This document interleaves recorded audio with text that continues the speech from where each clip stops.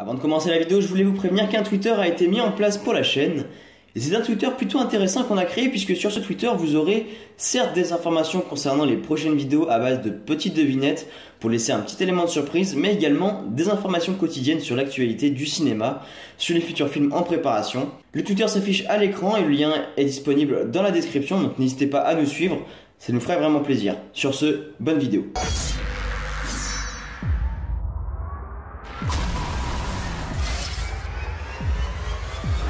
Bonjour à tous, si vous croyez tout savoir sur X-Men Apocalypse, détrompez-vous, en voici la preuve.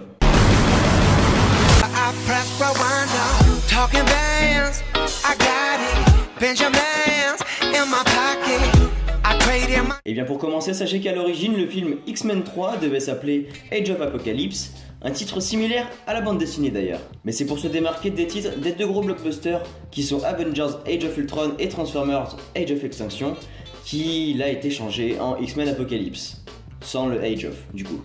Sachez à présent qu'avec ce nouvel épisode, Bryan Singer détient le record du metteur en scène ayant réalisé le plus de films de super-héros appartenant bien sûr à une même franchise, à savoir ici 4 films consacrés aux X-Men. Il devance ainsi Christopher Nolan et sa trilogie des Batman. Plutôt fort d'avoir réussi à captiver autant de monde sur autant de films. Allez, maintenant savez-vous que pour créer la voix d'Apocalypse, 3 micros ont été placés sur le visage d'Oscar Isaac qui joue le mutant super méchant du film. Un micro Sennheiser standard a été placé, ainsi qu'un micro grave près de sa joue droite et un micro pour basse près de sa joue gauche. Cela a donc permis de capter des tonalités que l'oreille humaine n'entend pas habituellement. Avec 3 micros sur le visage, Oscar Isaac devait toujours garder la tête exactement dans la bonne direction, et c'est pour cela qu'on voit toujours le mutant assez statique et pas très réactif dans le film. Sachez ensuite que pendant le tournage, la production a utilisé, écoutez bien, près de 100 000 vêtements et habillé entre 2000 et 3000 personnes.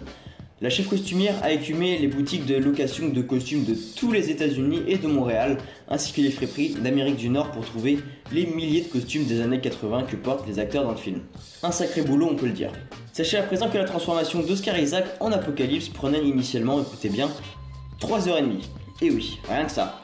Mais avec l'habitude, l'équipe du film a quand même réussi à réduire ce temps à 1h30. L'acteur portait des prothèses sur toute la tête, du front aux mâchoires, en passant par les joues, le nez et le crâne. Plutôt imposant le maquillage, mais plutôt réussi.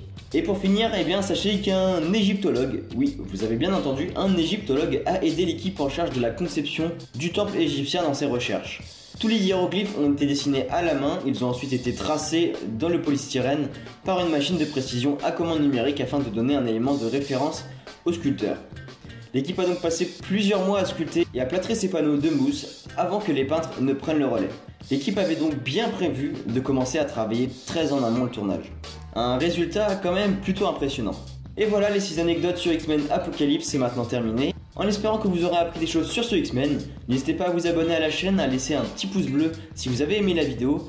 Ah oui, et n'oubliez pas de voter dans les commentaires pour le prochain épisode. Sur ce, je vous dis à la prochaine pour une nouvelle émission. Et n'oubliez pas de nous suivre sur Twitter, qui s'affiche d'ailleurs à l'écran, et que vous pouvez également retrouver dans la description.